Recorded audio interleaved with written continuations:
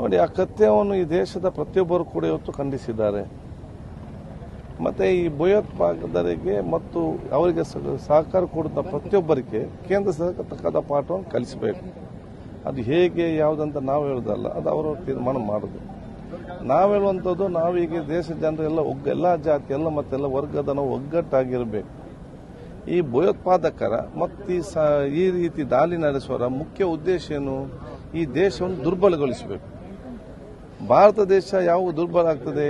ಭಾರತ ದೇಶದ ವಿವಿಧತೆಯಲ್ಲಿ ಏಕತೆಯ ಸಂಸ್ಕೃತಿ ಏನಿದೆಯಾ ಅದನ್ನು ದುರ್ಬಲಗೊಳಿಸಿದಾಗ, ಜಾತ್ಯತೀತ ತತ್ವವನ್ನು ದುರ್ಬಲಗೊಳಿಸಿದಾಗ ಭಾರತ ದೇಶ ದುರ್ಬಲ ಆಗ್ತದೆ. ಆದ ಕಾರಣ ಸಂಚುಕೋರರ ಯೋಜನೆಗೆ ಮತ್ತು ಆಲೋಚನೆಗೆ ನಾವು ಅದಕ್ಕೆ ಪೂರಕವಾದ ವಾತಾವರಣ ನಿರ್ಮಾಣ ಮಾಡಬಾರ್ದು. ನಾವೆಲ್ಲ ಜಾತಿಯಲ್ಲ ಮೇಲೆ ಒಗ್ಗಟ್ಟಿನಿಂದ ಪರಸ್ಪರ ವಿಶ್ವಾಸದಿಂದ ಬಲಿಷ್ಠವಾದ ಭಾರತ ಕಟ್ಟುವಂತಹ ಒಂದು ಏನು ಕೆಲಸ ಮಾಡಬೇಕಾದ್ರೆ ನಾವಿವತ್ತು ಮಾಡಬೇಕಾಗ್ತದೆ. ಅದಕ್ಕೆ ಯಾರು ಕೂಡ ಈ ದೇಶದಲ್ಲಿ ಸಮಾಜದ ಒಗ್ಗಟ್ಟನ್ನು, ದೇಶದ ಒಗ್ಗಟ್ಟನ್ನು ಅದನ್ನು ದುರ್ಬಲಗೊಳಿಸಲಿಕ್ಕೆ ಯಾರು ಪ್ರಯತ್ನ ಪಡಬಾರ್ದು.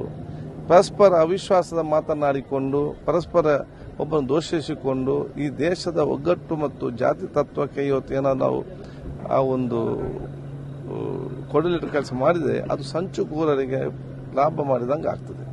ಸಂಚುಕೋರರ ಆ ನಿಜವಾದ ಆ ಒಂದು ಅವರ ಮತ್ತು ಭಯೋತ್ಪಾದಕರ ನಿಜವಾದ ಅವರ ಯೋಜನೆ ಏನಿದೆ ಅದನ್ನು ವಿಫಲಗೊಳಿಸಬೇಕಾದ್ರೆ ನಾವು ದೇಶದ ಒಗ್ಗಟ್ಟೆ ಅದಕ್ಕೆ ಒಂದು ಸ್ಪಷ್ಟವಾದ ಉತ್ತರ.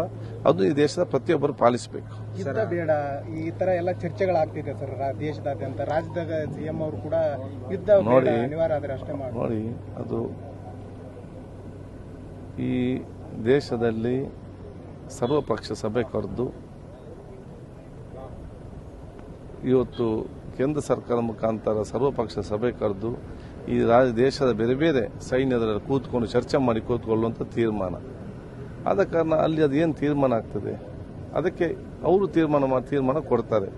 ನಮ್ಮದು ಕೆಲಸ ಏನು? ಪ್ರತಿಯೊಬ್ಬ ಜನಸಾಮಾನ್ಯರದು ಇಲ್ಲಿ ಎಲ್ಲ ಜಾತಿಯಲ್ಲ ಮತ್ತು ವರ್ಗದವರು ನಾವು ಒಗ್ಗಟ್ಟಾಗಿರಬೇಕು, ಸೌಹಾರ್ದತೆ ಇರಬೇಕು. ಸೌಹಾರ್ದತೆ ಈ ದೇಶದ ಉಸಿರು ಅಂತ ಹೇಳಲಿಕ್ಕೆ ನಾನು ಇವತ್ತು ಬಯಸಿ ಎಲ್ಲರೂ ಕೂಡ ಸಹಕಾರ ಕೊಡಬೇಕು. ಮತ್ತು ಇವತ್ತು ನೊಂದವರು ಯಾರಿದ್ದಾರೆ ಮತ್ತು ನಮ್ಮ ಅಗಲಿಕೆ ಅವರಿಗೆ ಶಾಂತಿ, ಯಾರು ನಮ್ಮನ್ನು ನಾವು ಕಳ್ಕೊಂಡಿದ್ದೇವೆ ಅವರ ಆತ್ಮಕ್ಕೆ ಶಾಂತಿ ಸಿಕ್ಕಲಿ. ಅವರು ಬಹುಶಃ ಯಾರು ಇವತ್ತು ಆ ಕುಟುಂಬಸ್ಥರು ಇದ್ದಾರೆ ಅವ್ರಿಗೆಲ್ಲ ಅವರ ಮನೆಯವರ ಅಗಲಿಕೆಯನ್ನು ತಡೆಯುವ ಶಕ್ತಿ ಪರಮಾತ್ಮ ಕೊಡಲಿ ಅಂತ ಹೇಳಲಿಕ್ಕೆ ನಾನು ಯೋಚಿಸಿ ಆ ಕುಟುಂಬ ಜೊತೆ ಇದು ದೇಶ ಜನ ನಿಲ್ತಾ ಅಂತ ಹೇಳಲಿಕ್ಕೆ ಇಚ್ಛಿಸ್ತೇನೆ.